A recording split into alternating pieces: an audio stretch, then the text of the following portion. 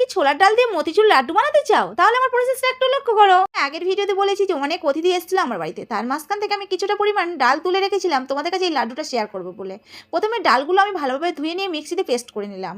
তারপর হাতের সাহায্যে চ্যাপটা চ্যাপটা করে তেলের উপরে দিয়ে ভেজে লাল লাল করে ভেজে নিলাম। তারপর সেইগুলো নিয়ে আবার মিক্সির মধ্যে দিয়ে একবার ঘুরিয়ে নিলে হবে। তারপরে উনানের উপরে একটা কড়াই বসিয়ে এক বাটি চিনি দিলাম, আর যতটা পরিমাণ চিনি দেবে তার হাফ পানি দিলেই চলবে। তারপর সেই শিরার মধ্যে দিয়ে দিলাম কয়েকটি কাজু কুচি কুচি করে কেটে, আর তাতে দিলাম 1 চামচ ঘি আর পরিমাণ মতো একটু ফ্রুট কালার।